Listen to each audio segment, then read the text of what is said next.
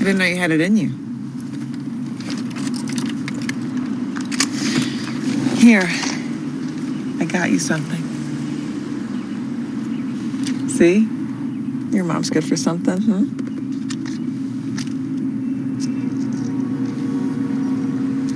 Hey, relax. You got away with it. Hey, what is up? So for this video, I want to talk about a very interesting plot detail surrounding Season 6 of Better Call Saul, and that revolves around the intro scene for the episode entitled Axe and Grind that presented to us Kim Wexler's childhood in Nebraska. Alright, so getting right into this one, in this episode, we see a young Kim Wexler sitting in the back of a department store, where then it is revealed to us that the manager and her mother enter, the manager telling her mother that Kim was caught shoplifting here, a pair of earrings and a necklace. And in this scene, we can see Kim's mom appear as though she is very upset with Kim's actions, stating that there are immense punishments awaiting Kim when she returns home. Seemingly as a result of the actions of her mother in this scene, the manager says that he does not want to press charges, likely due to the fact that her mom will seemingly punish her for these actions, as well as the fact that he doesn't want to press charges against a young girl in middle school. Then following Kim not facing any repercussions in respect to the law, we then see outside of the store Kim's mom drop this apparent facade where it is abundantly clear that she does not really care about what Kim did inside that department store. It is then revealed to us that when they get in the car, the two of them, that her mom reveals to Kim that she stole the same item that Kim shoplifted and gave it to her as almost a reward because she got away with her shoplifting, in respect to the fact that no charges would be pressed against her. This is then followed by a somewhat confused look by Kim Wexler, which is then followed by her as well as her mom driving away, thus ending the cold opening scene of the previous episode. Now, while we don't know for sure why this scene was placed at the beginning of this episode, it likely has something to do with the fact of Kim's actions at the end of this episode that I will discuss in a future video surrounding her actions with Saul against Howard Hamlin as part of their scheme in order to speed up the Sandpiper Crossing class action lawsuit. And so due to the fact that we really don't know why this scene was placed in, as I just said, and we really can only speculate, as a result of this, I now want to use this as an opportunity to address the other scenes of Kim Wexler's childhood and backstory that have been presented to us over the course of Better Call Saul. And very interestingly, just getting right into it here, actually the very first time that we saw Kim Wexler mention anything about her family at all in the plot of Better Call Saul actually took place in Season 2 in the episode entitled Amarillo, during the scene where Jimmy and Kim are watching the movie Ice Station Zebra. Now, while I don't want to get bogged down in too many specific plot details that are happening in this scene that don't really pertain to this video, what's very interesting about this dialogue here by Kim Wexler is that during this watching of this film with then Jimmy, she states that her father loves this one, aka this film. What is this weird fascination you have with stories of men trapped on the North Pole? Ice Station Zebra is on the North Pole. The thing takes place on the South Pole. They literally could not be any more different. My dad loves this one. Yeah, him and Howard Hughes. I know, right?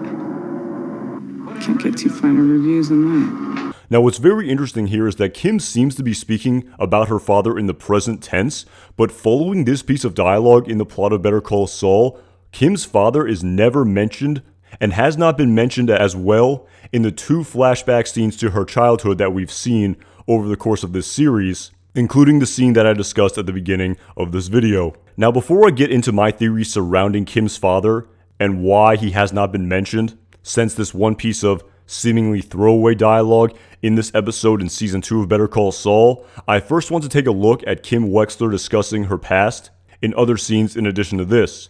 So then, following this, we then hear Kim state in the episode entitled Inflatable, Kim mention a little bit about her childhood and her formative years in this scene when she's interviewing for a job at Schweigert and Coakley. And so in this scene, following Kim mentioning her father in the episode entitled Amarillo this season, we then hear Kim Wexler state that she came from rather humble beginnings on the Kansas-Nebraska border. I see you went to UNM Law. Are you from New Mexico?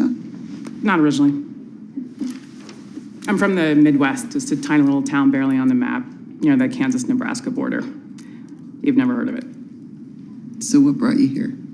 One day I just looked around at my life, at who I was, and realized if I kept going the way I was going, I just wanted something else. What did you want? More. But following this, these humble beginnings would then be taken to the next level, following Kim revealing to us even more information about her childhood in Season 5 of Better Call Saul. And the scene that I am talking about here, where Kim mentions her past, took place in the episode entitled The Guy for This, as part of the storyline where Kim would eventually help Mr. Acker stay on his property, as part of the storyline surrounding Mesa Verde building their call center. So during this scene here, we can really see Kim display to us even more nuance in respect to her rather humble beginnings here. You're right, I can't pretend to understand what you're going through. I've never owned a house. My family never owned one either. We never owned anything. When I was little, my mother used to shake me awake in the middle of the night, yelling it was time to go. She was always one step ahead of the landlord. I'd throw my things in a cardboard box and run outside in my pajamas and bare feet. Sometimes it was so cold, my toes turned blue. If we'd had a house, I never would have wanted to leave. And very interestingly here, during this scene, we only hear Kim mention her mother and does not mention her father as part of the storyline. Then, following this in Season 5 of Better Call Saul, these humble beginnings that Kim Wexler stated she came from to Mr. Acker would then be displayed to us in the episode entitled Wexler v. Goodman, where we see Kim Wexler in middle school waiting for her mom to pick her up after school very late at night. And during this scene, we can see that Kim refuses to get in the car with her mother, who she perceives to be inebriated here, and instead decides to walk home. You were drinking? Kimmy, it was one beer. Doesn't smell like one beer. Well, that's what it was. So, let's go. I'm just gonna walk. Really? You're gonna walk 3 miles with the cello. Don't be stupid, get in.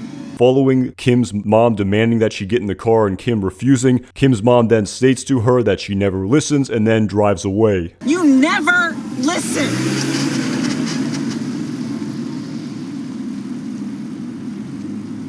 Again, further exemplifying the sort of really hard beginnings that Kim Wexler had growing up in Nebraska, where it appeared that she even had an alcoholic mother who appeared to somewhat neglect her. And as a result of this scene here in Season 5 of Better Call Saul entitled Wexler v. Goodman is really the reason why, when I watched the previous episode entitled Axe and Grind, I really thought that Kim's mom was really putting on a facade here that was revealed to us when they left the department store. And again, while I don't want to speculate too much on why this scene was placed here in the episode entitled Axe and Grind, in the same way I wasn't sure why this scene was placed in the episode entitled Wexler v. Goodman in Season 5 of Better Call Saul. However, with the benefit of hindsight, very interestingly, in the episode following this in Season 5 entitled JMM, when Jimmy and Kim get married, very interestingly, Jimmy states to Kim that he felt a little bit of unease in respect to this marriage, even going so far as to say this likely wasn't what Kim imagined her marriage would be when she was 12 years old. Is this okay with you? Of course. Yeah. Just mean, this might not be what you dreamed of when you were 12. Jimmy, it's not about that. This is just, everything we talked about. Right, I know. Just making sure. An apparent callback to Kim Wexler in middle school, likely around that age, that was displayed to us in the previous episode. So with that being said, maybe in the next episode, more information will be revealed to us in respect to why this scene here of Kim stealing this necklace and earrings was placed in this episode. But of course, we're just speculating here, and I can't wait to see what happens in the next episode. And so, with all of this now being taken into consideration, this now brings us back to the plot detail of Kim Wexler's childhood surrounding her father that was presented to us in Season 2 of Better Call Saul. And this grand overarching question is, why has Kim's father not been mentioned at all following her mentioning him to Jimmy in Season 2 of Better Call Saul. And again, while we can only speculate here, in my humble opinion, it appears that during this episode in Season 2, Kim Wexler's backstory had not been crafted and cultivated entirely by the creators, and thus, to me, it really seems like this is just a piece of throwaway dialogue that the creators inserted here into the storyline of her father enjoying this film. But of course, now following us being in the 6th season of Better Call Saul,